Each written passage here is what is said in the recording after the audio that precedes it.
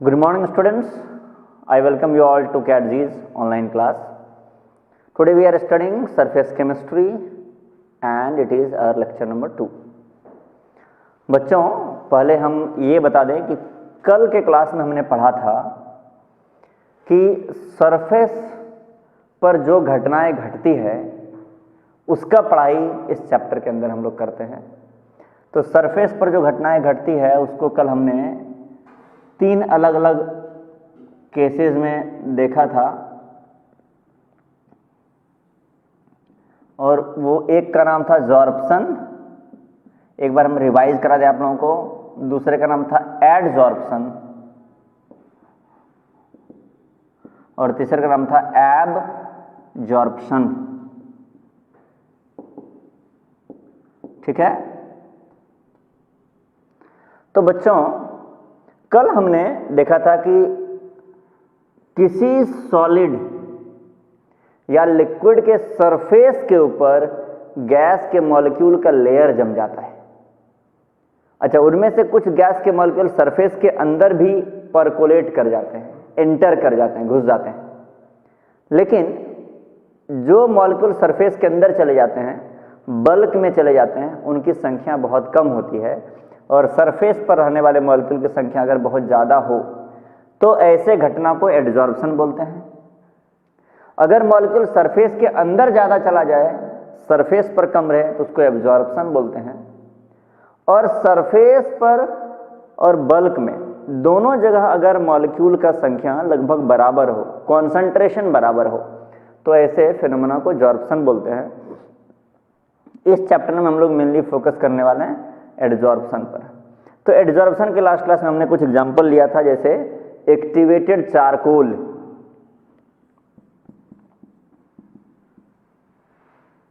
Activated charcoal. तो ये कई चीज़ों को एडजॉर्ब कर लेता है अपने ऊपर। याद आ रहा है बच्चों, हमने बात किया था SO3, SO2, Cl2, NH3 etcetera. और ये कुछ ऑर्गेनिक कंपाउंड्स को भी एडजॉर्ब कर लेता है, खास करके जो कलर्ड कंपाउंड होते हैं। एसिटिक एसिड को भी ये एडजॉर्ब करता है, एक्टिवेटेड चारकोल। इसके अलावा एक और एग्जांपल बच्चों, तुम लोगों ने अपने घर में ऐसा ऑब्जर्व किया होगा, जब भी कोई सामान खरीदते हो ना तो उसके कार्टून में, उसके डब्बे में एक छोटा सा पुड़िया पैक्ड रहता है। उस पुड़िया में जो है सिलिका जेल रहता है। क्या रहता है? Silica gel. छोटा सा पुड़िया रहेगा कागज का, उसमें ऐसे टच करोगे तो दाना दाना तुमको लगेगा अंदर में है। तो जो सिलिका जेल है ना, ये क्या करता है? ये एडजॉर्ब करता है, एडजॉर्ब्स मॉइस्चर। ये भी लिख लोगे एग्जांपल में, सिलिका जेल एडजॉर्ब्स मॉइस्चर। तो सामान जो पैक होता है ना, उसके अंदर अगर मॉइस्चर चला जाए या मॉइस्चर उसके अंदर अगर ट्रैप हो जाए, फंस जाए, तो वो सामान को खराब कर सकता है। कपड़ा वगैरह है तो उसमें दाग लग सकते हैं, इलेक्ट्रॉनिक सामान है तो खराब हो सकता है।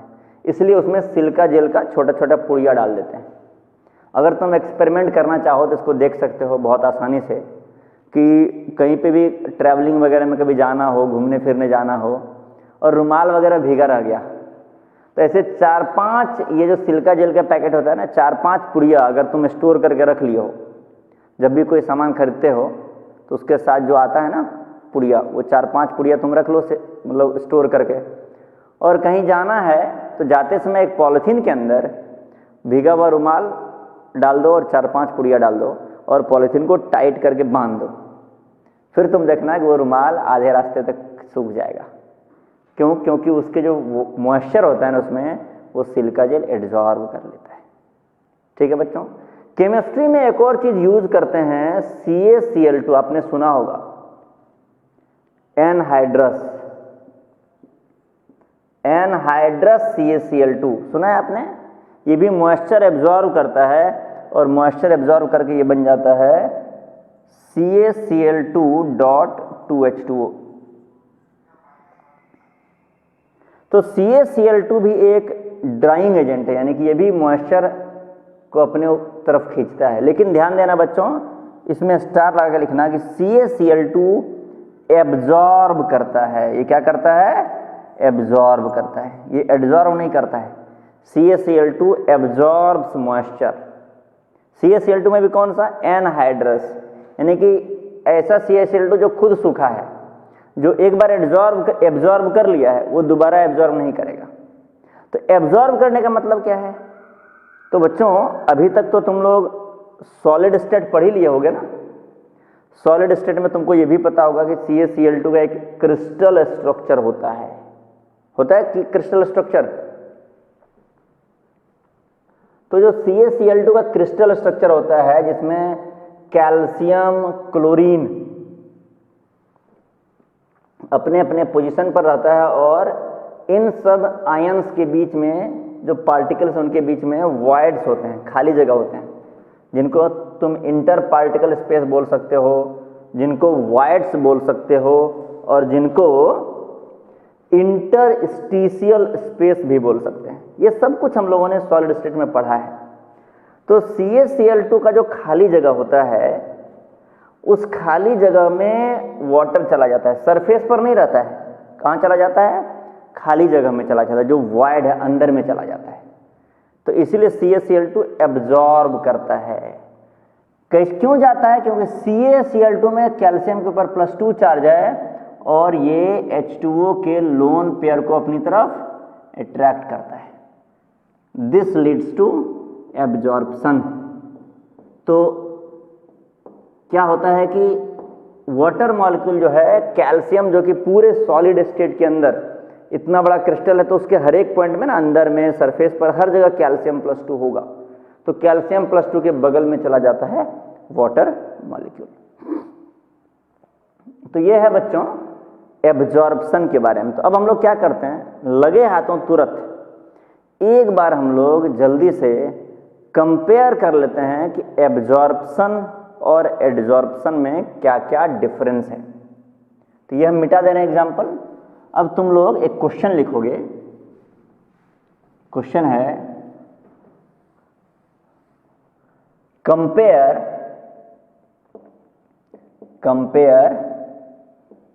Adsorption and absorption. Compare adsorption and absorption, इस दोनों को कंपेयर करो। चलो हम क्या करते हैं, एक टेबल बना लेते हैं। बैठने वाला कुर्सी टेबल नहीं, लिखने वाला टेबल, है कि नहीं। तो इधर लिख देते हैं एडजॉर्प्शन और एक साइड लिख देते हैं एब्जॉर्प्शन। ठीक है, एब्जॉर्प्शन।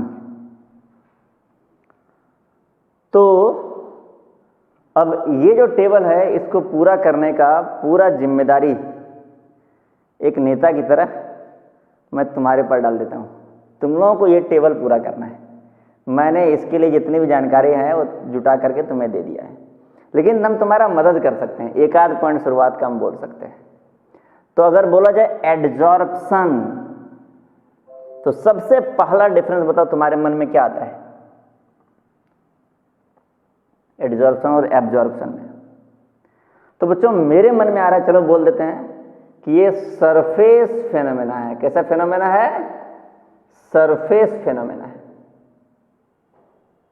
क्योंकि जो सब्सटेंस आ रहा है सॉलिड की तरफ, जो गैस सॉलिड की तरफ आ रहा है, वो गैस के मॉलिक्यूल सॉलिड के सरफेस पर ज़्यादा रहते हैं, बल्क में बहुत कम जाता है, अंदर एंटर नहीं करता है। और ये कैसा फेनोमेना है? ये है bulk phenomena. Bulk phenomena. Surface और बल्क फेनोमेना की जब बात आती है तो एक एग्जाम्पल से तुम लोग कभी मुंह नहीं मोड़ सकते। वो हमेशा तुम्हें याद आ जाएगा एक एग्जाम्पल जिसको तुम बचपन से पढ़ते आ रहे होगे। याद आया? ऐसा ही कुछ बात हम लोग पढ़ते हैं इवेपोरेशन और बॉइलिंग में। तो ये हम सस्पेंस छोड़ देते हैं कि इवेपोरेशन बॉइलिंग में कौन सरफेस फेनोमेना है और कौन बल्क फेनोमेना है, ये तुमको सोचना है। ठीक है ना? उस चैप्टर में हमने डिस्कस किया है, लिक्विड सॉल्यूशन चैप्टर में। तो एक तो अंतर हमने तुम्हें बता दिया, एक और अंतर सोचने बता दें और फिर हम तुम्हारे ऊपर पूरा जिम्मेदारी छोड़ दें इस इस टेबल को कंप्लीट करने का। एक और अंतर बताओ, एडजॉर्प्शन और एब्जॉर्प्शन में एक अंतर और सोचना है तुम्हें। एक अंतर तो था कि एक सरफेस फेनोमेना और दूसरा बल्क फेनोमेना है। चलो एक और अंतर बता रहे हैं बच्चों। एब्जॉर्प्शन, तो देखो एड्जॉर्प्शन जो है ना वो सरफेस पर होता है। जैसे मान लो ये एक सरफेस है और इस पर कुछ मॉलिक्यूल चिपके हुए हैं, ठीक है, और दूसरा है मॉलिक्यूल जो है इसके बल्क के अंदर, सरफेस पर तो कम ही बचा है, ज़्यादा मॉलिक्यूल अंदर चला गया है। तो अंतर क्या होता है कि जो एक्सटर्नल फैक्टर्स हैं जैसे टेम्परेचर, दो चीज़ आकर के जुड़ा है ना, जैसे एक सॉलिड के ऊपर आके गैस जुड़ गया है, तो गर्म करोगे तो गैस फिर वापस उड़ सकता है वहाँ से, जो गैस चिपका हुआ है वो वापस वहाँ से बाहर जा सकता है।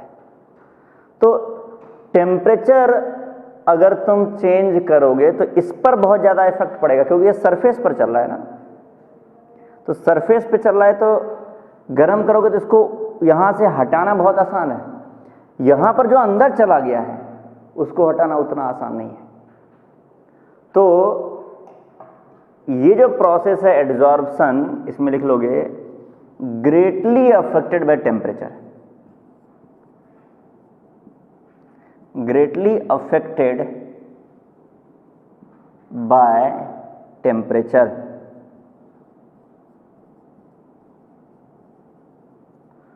और एब्जॉर्प्शन में लिखोगे लीस्ट अफेक्टेड बाय टेम्परेचर, बहुत कम इफेक्ट होता है, लीस्ट अफेक्टेड। देखो इफेक्ट तो होना ही है भाई, दुनिया का कोई भी ऐसा फेनोमेना नहीं है जो टेम्परेचर से इंडिपेंडेंट है, लेकिन फिर भी बहुत कम इफेक्ट होता है टेम्परेचर का इस पर, ठीक है। अब इसके आगे की कहानी तुम लोग, जर्नी तुम लोगों को तय करना है, ठीक है।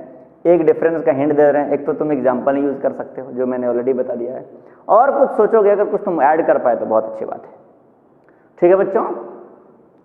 अब हम लोग पुनः वापस से एड्जॉर्प्शन की पढ़ाई स्टार्ट कर देते हैं, क्योंकि हमें सरफेस केमिस्ट्री यानी कि सरफेस फेनोमेना के बारे में पढ़ना है, बल्क फेनोमेना के बारे में नहीं पढ़ना है। तो हमें एब्जॉर्प्शन की पढ़ाई नहीं करनी है, सिर्फ एड्जॉर्प्शन पर ध्यान देना है। तो एक बार देखा जाए एड्जॉर्प्शन में और क्या क्या चीजें इन्वॉल्व होंगी, तो लिखोगे, हेडिंग डालोगे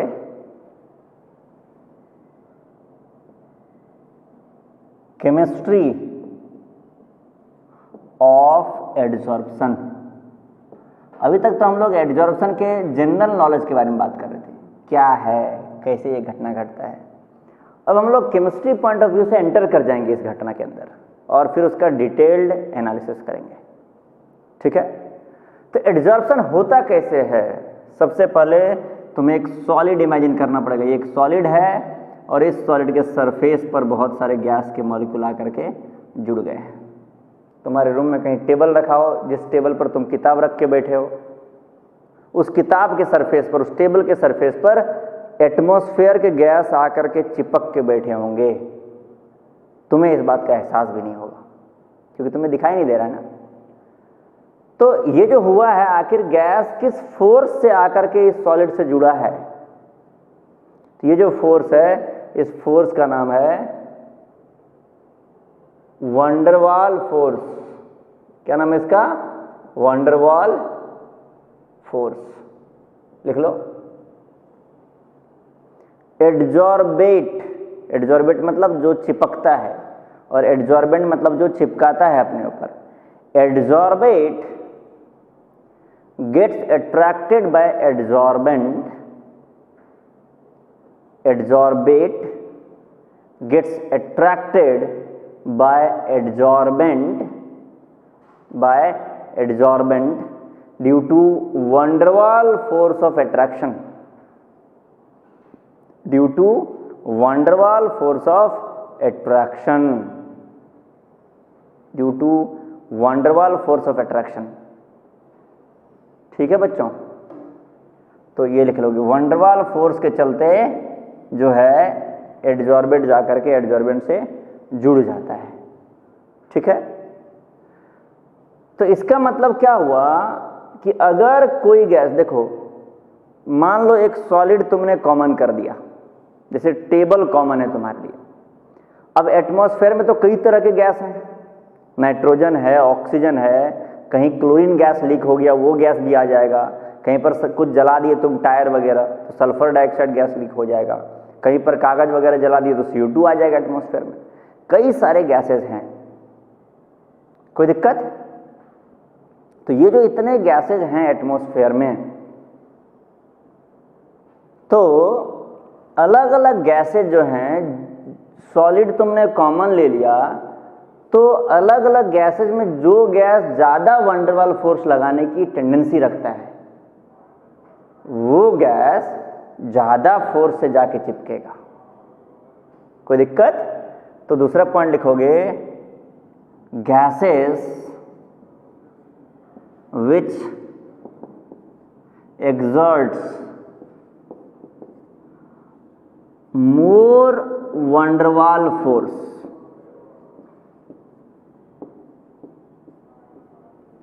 जो गैस ज्यादा van der Waal फोर्स लगाता है। अच्छा, ऐसे गैसेस का एक नाम होता है, स्पेशल नेम, पता है क्या? उसको बोलते हैं easily लिक्विफाइएबल gas.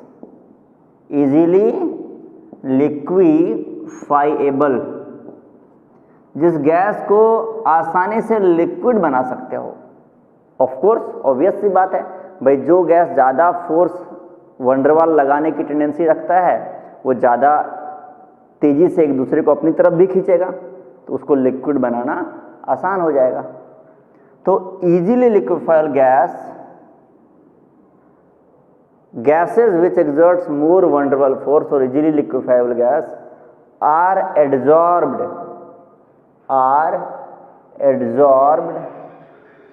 to greater extent, ज्यादा एड्जॉर्ब होता है। जो गैस को लिक्विड बनाना डिफिकल्ट है वो कम एड्जॉर्ब होता है, क्योंकि van der Waal फोर्स कहीं तो पूरा खेल है। तो इसका एक और देखो बड़ा फायदा है, इस प्रिंसिपल का बहुत बड़ा एक यूज है हमारे डे टू डे लाइफ में। जैसे मान लो ये रूम है, जिस रूम में क्लोरीन गैस लीक हो गया है। अब देखो क्लोरीन गैस O2 और N2 में बताओ कौन इजीली लिक्विफाइबल है इन तीनों में? तो देखो इस तीनों में जिसका मॉलिक्यूलर वेट ज़्यादा है वो ज़्यादा van der Waal फोर्स लगाएगा। तो इसका मॉलिक्यूलर वेट ज़्यादा है, high molecular weight, high molecular weight, या फिर बोलोगे easily लिक्विफाइएबल,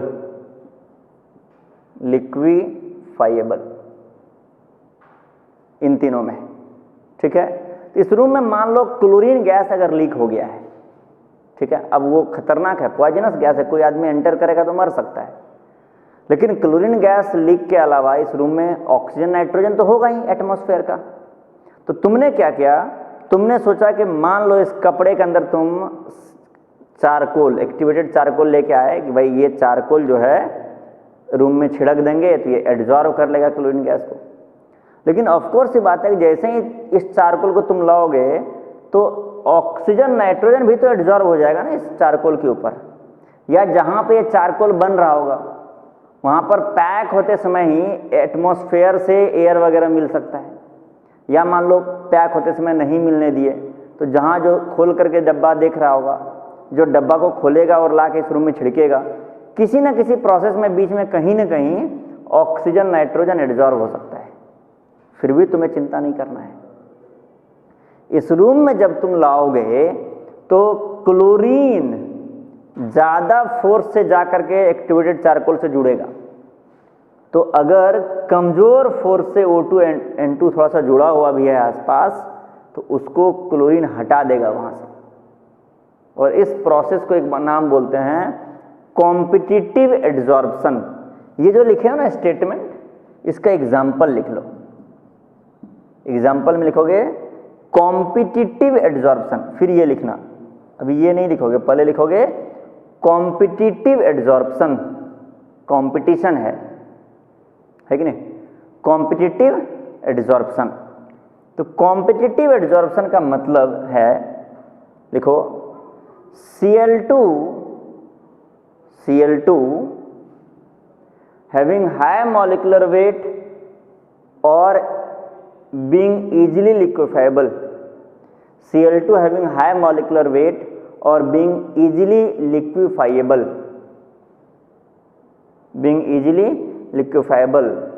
can replace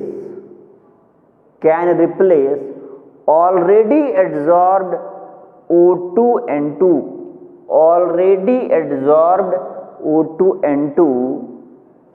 can replace already absorbed O2N2 from the surface of activated charcoal,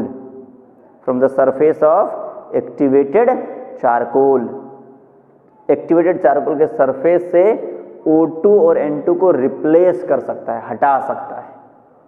ठीक है, चलो एक और बात आगे लिखा जाए, इसको मिटा देते हैं बच्चों ताकि बोर्ड पर मेरे लिए जगह क्रिएट हो जाए, हम भी आगे लिखेंगे। तो तुम लोगों को बच्चों एक जनरल इंस्ट्रक्शन देते हैं, घर पर जो बैठ के पढ़ते हो ना, तो तुम्हें तो लगता होगा कि भाई आराम से टीवी देखने जैसा है, लेकिन एग्जैक्टली ये टीवी देखने जैसा है नहीं। तुम अगर टीवी देखने वाले मोड में आ गए तो तुम ऑनलाइन एक्चुअली पढ़ाई नहीं कर रहे हो, ऑनलाइन कुछ कर रहे हो, ऑनलाइन क्लास कर रहे होगे, ऑनलाइन कुछ ना कुछ तो कर ही रहे हो, लेकिन ऑनलाइन पढ़ाई नहीं कर रहे हो। ऑनलाइन पढ़ाई करने का एक ही मतलब है कि तुम ये समझ के पढ़ाई करोगे कि भाई हम तो क्लासरूम के अंदर बैठे हुए हैं और टीचर जो पढ़ा रहे हैं उसका नोट्स लिखना है। ठीक है, अगर नहीं लिख रहे हो तो तुम्हारा भला हो, है कि नहीं? क्या कर सकते हैं हम, यहाँ से पिटाई तो कर नहीं सकते हैं। चलो तीसरा बात लिखते हैं। तो ये जो बॉन्ड है, ये जो एड्जॉर्बेंट और एड्जॉर्बेंट, गैस और सॉलिड के बीच में जो ये जुड़ाव हो गया है ना, एक तरह से ये जुड़ाव हुआ है वंडरवाल फोर्स के चलते। और जब भी कोई ऑब्जेक्ट दूसरे ऑब्जेक्ट से किसी फोर्स के चलते जुड़ता है, एट्रैक्टिव फोर्स के चलते, सॉरी किसी नहीं, एट्रैक्टिव फोर्स के चलते जुड़ता है, तो प्रोसेस में एनर्जी रिलीज होता है। जैसे देखो ये पेन है, अर्थ से इसको बहुत अट्रैक्शन है, तो इसको छोड़ देंगे तो ये अपने आप अर्थ की तरफ चला जाएगा और अर्थ से जुड़ जाएगा। कोई दिक्कत? तो अर्थ से जाके ये जुड़ गया और इस प्रोसेस में एनर्जी रिलीज हुआ। अभी तुम्हें जस्ट सुनाई दिया होगा ना साउंड एनर्जी, बहुत ज़्यादा आवाज़ सुनाई दिया होगा, तो वो साउंड एनर्जी रिलीज हुआ। वो जहाँ पर टकराया होगा थोड़ा सा हो सकता है हीटेड भी हो गया होगा, वहाँ का जो टेबल है या पेन, वो टेम्परेचर हम सेंस नहीं कर पाएंगे क्योंकि वो बहुत कम चेंज आया होगा, पर ऑफ कोर्स एनर्जी रिलीज हुआ। तो ये जो प्रोसेस है कैसा है? Exothermic process. कैसा ये? एक्सोथर्मिक। ये प्रोसेस है एक्सोथर्मिक। ठीक है, एक्सोथर्मिक प्रोसेस है। तो इसके लिए हम लोग एक टर्म डिफाइन करते हैं, delta H adsorption. Delta adsorption मतलब एड्जॉर्प्शन के दौरान जो हीट का एक्सचेंज हुआ है। डेल्टा, जैसे किसी रिएक्शन में ना हीट देना पड़ता है या फिर हीट रिलीज होता है, तो वो जो हीट एक्सचेंज होता है उसको डेल्टा एच बोलते हैं। इसके लिए हम लोग वर्ड यूज करते हैं डेल्टा एच एड्जॉर्प्शन। ठीक है बच्चों, तो ये एक एक्सोथर्मिक प्रोसेस है। तो डेल्टा एच एड्जॉर्प्शन को तुम बोलोगे क्या है? नेगेटिव है, लेस देन 0 है। ये एक एक्सोथर्मिक प्रोसेस है। कोई दिक्कत? चलो आगे एक और बात करते हैं। देखो, जब गैस, जैसे मान लो ये मान लो एक सॉलिड है जिस पर इस रूम के सारे गैस, मान लो कुछ ऐसा हो जाए, इसके अंदर कुछ अद्भुत शक्ति आ जाए और इस रूम के सारे गैस इस सॉलिड में आकर के चिपक जाए। ऑफ कोर्स किसी भी सॉलिड में हमेशा कुछ ना कुछ गैस चिपकते हैं, पर हम बात करें कि सारे गैस आकर के चिपक जाए, तो क्या होगा? इस रूम में जो रैंडम मोशन चल रहा था वो तो खत्म हो गया पूरा।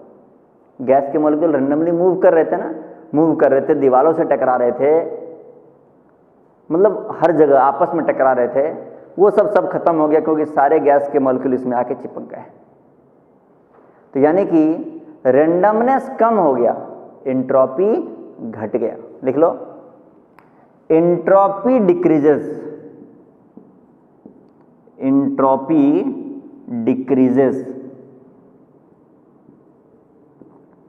During adsorption, entropy decreases during adsorption, यानी कि डेल्टा एस एडजॉर्प्शन क्या हो जाएगा, less than 0। Delta S adsorption हो जाएगा लेस देन 0। अब पांचवा और अंतिम, फिर उसके बाद इस एडजॉर्प्शन के केमिस्ट्री को विदा कर देंगे। तो पांचवा है, देखो एंट्रोपी के बारे में बात कर लिए, एंथैल्पी के बारे में बात कर लिए, तो एक और इन्हीं लोगों के रिश्तेदार में है जो इनके साथ आते हैं हमेशा, बताओ, वो है बच्चों डेल्टा जी एडजॉर्प्शन, जो कि होता है delta H minus T delta S. याद आ रहा है? अब डेल्टा जी बताता है प्रोसेस स्पॉन्टेनियस है या नॉन स्पॉन्टेनियस। तो तुम हमें बताओगे कि जो डेल्टा जी है, ठीक है बच्चों, ये जो डेल्टा जी है ये नेगेटिव होगा तो स्पॉन्टेनियस, या पॉजिटिव होगा तब प्रोसेस स्पॉन्टेनियस होता है। कब होता है? नेगेटिव होता है। तो डेल्टा जी अगर नेगेटिव हो जाए तो बोलोगे प्रोसेस क्या है, स्पॉन्टेनियस। डेल्टा जी नेगेटिव तो प्रोसेस स्पॉन्टेनियस। इसको नेगेटिव बनाना है, इस पूरे टर्म को। कैसे नेगेटिव बनेगा? देखो डेल्टा एच तो खुद ही नेगेटिव है, कोई दिक्कत? अब डेल्टा एस क्या है बताओ? ये भी नेगेटिव है क्योंकि लेस देन 0 है। टेम्परेचर तो हमेशा एक पॉजिटिव क्वांटिटी है ना, 0 केल्विन से आगे बढ़ते हैं। तो पहले इसको भूल जाओ, ये इस पूरे क्वांटिटी के बारे में सोचो, ये पूरा क्वांटिटी कैसा है? नेगेटिव क्वांटिटी है, कोई दिक्कत? टी डेल्टा एस, और इसके आगे एक और नेगेटिव लगा दो। तो ये जो पूरा क्वांटिटी है, एक काम करते हैं, इसको प्लस करके इधर माइनस लगा के ऐसे ब्रैकेट में कर लेते हैं। तो अब तुम देखो, ये माइनस को भूल जाओ तो T delta S negative quantity, उसके आगे माइनस लग गया तो माइनस टी डेल्टा एस क्या हो गया? ये हो गया एक पॉजिटिव क्वांटिटी। अब एक क्वांटिटी पॉजिटिव है, दूसरा नेगेटिव, क्या गारंटी है delta H positive, sorry delta H negative हो? तो हमें पता है कि जो एडजॉर्प्शन है वो जनरली अपने आप होता है, स्पॉन्टेनियस प्रोसेस होता है। मतलब इस रूम में अगर टेबल तुमने रख दिया है, अब देखो मेरे सामने टेबल है, तुम्हें दिखाई तो दे नहीं रहा होगा, इसीलिए हम बार बार टेबल का एग्जांपल लेते हैं, तुम लोग बोर्ड समझ सकते हो। इस रूम में अगर तुमने एक सॉलिड रख दिया है तो रूम के जो भी गैस हैं उनको इन्विटेशन नहीं देना पड़ेगा, उनको आमंत्रित नहीं करना पड़ेगा, उनको पकड़ के लाना नहीं पड़ेगा कि तुम आके इसमें चिपक जाओ, वो अपने आप आके चिपक जाता है। तो ये प्रोसेस स्पॉन्टेनियस तो है, एक्सपेरिमेंट में हम लोग डे टू डे लाइफ में ऑब्जर्व करते हैं। जैसे अभी हमने तुम्हें एग्जांपल दिया था ना, सिलिका जेल मॉइस्चर को ऑब्जर्व करता है, ये अपने आप होता है, तुमको ऐसा कुछ एक्स्ट्रा मेहनत नहीं करना है उसके लिए। मॉइस्चर के बगल में सिलिका जेल रख दो, वो एब्जॉर्व कर लेगा। कहाँ मिलता है सिलिका जेल? घर में जो सामान खरीदते हो ना, उसके डब्बे में छोटे से पुड़िया में होता है। तो देखो बच्चों, अगर नेगेटिव पूरे क्वांटिटी को बनाना है यहां से यहां तक को, तो क्या करना पड़ेगा? पूरे क्वांटिटी को नेगेटिव बनाने के लिए देखो, पॉजिटिव वाले पार्ट को छोटा रखना पड़ेगा, कोई दिक्कत? और पॉजिटिव वाले पार्ट में तुम्हारे पास कंट्रोल करने के लिए एक चीज है, टेम्परेचर। क्योंकि एडजॉर्प्शन अगर होता है, मान लो गैस आके चिपकते हैं, तो एंट्रोपी तो अपने आप कम होगा, उसको तुम कंट्रोल नहीं कर सकते हो भाई, जितना गैस आके चिपकेगा उतना एंट्रोपी कम होगा। तो तुम फाइनली कंट्रोल कर सकते हो टेम्परेचर को। अगर तुमने टेम्परेचर कम लिया तो ये जो पूरा पॉजिटिव वाला क्वांटिटी है वो कम आएगा। अगर तुमने टेम्परेचर बढ़ा दिया तो पूरा पॉजिटिव वाला क्वांटिटी बढ़ जाएगा। तो टेम्परेचर तुम्हें कम रखना है। एट लोअर टेम्परेचर लिखोगे, इसके बाद इतना लिखने के बाद ये इतना यहां से यहां तक लिखोगे, नोट डाउन करोगे, उसके बाद जो हम बोल रहे हैं तब उसको लिखोगे। At lower temperature, at lower temperature, temp मतलब टेम्पररी नहीं, temperature. At lower temperature adsorption is spontaneous, ठीक है, एड्जॉर्प्शन इज स्पॉन्टेनियस। और एट हायर टेम्परेचर, तुमने टेम्परेचर बढ़ा दिया, higher temperature adsorption is non spontaneous.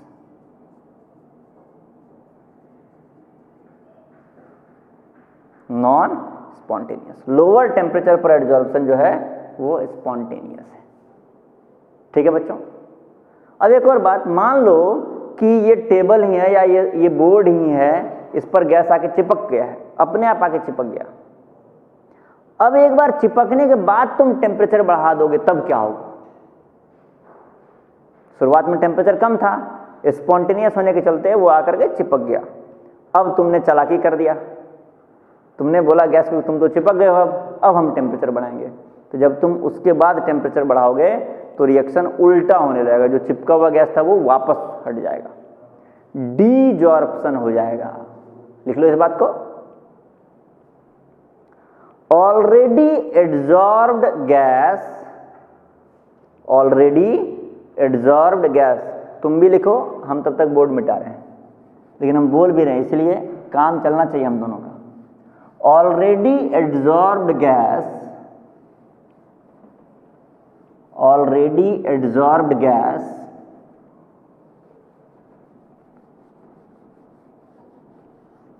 Already adsorbed gas undergo desorption, देखो क्या लिखोगे, डीजॉर्प्शन, इधर ब्रैकेट में लिखोगे ऑपोजिट ऑफ, ऑपोजिट ऑफ, ओपो मत लिख देना इसको, एक बार बच्चे ने इसको ऑपोजिट को OPPO लिख करके डॉट में लगा दिया था, बाद में पूछा था सर आप तो ओप्पो मोबाइल का प्रचार कर रहे हैं, तो नहीं भाई, OPP मतलब opposite, opposite of adsorption,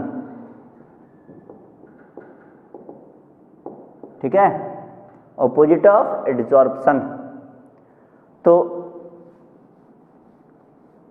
already adsorbed gas undergoes desorption, undergoes desorption on increasing temperature, undergoes desorption on increasing temperature, temperature बढ़ाने पर जो गैस ऑलरेडी एड्जॉर्ब हो चुका है वो डिजॉर्ब होने लगता है। क्या होने लगता है? डिजॉर्ब होने लगता है, ठीक है बच्चों। चलो ये तो बात कर लिया हमने कि टेम्परेचर बढ़ाने का इफेक्ट क्या होगा। अब बच्चों आगे हम लोग, इसके आगे अगले क्लास में हम लोग पढ़ने वाले हैं फिजिकल और केमिकल एड्जॉर्प्शन क्या है, ठीक है। तब तक तुम लोग जितना पढ़ाए हैं उसको ध्यान से रिवाइज करोगे, नोट्स लिखोगे और पढ़ाई करते रहोगे, ठीक है। Thank you very much.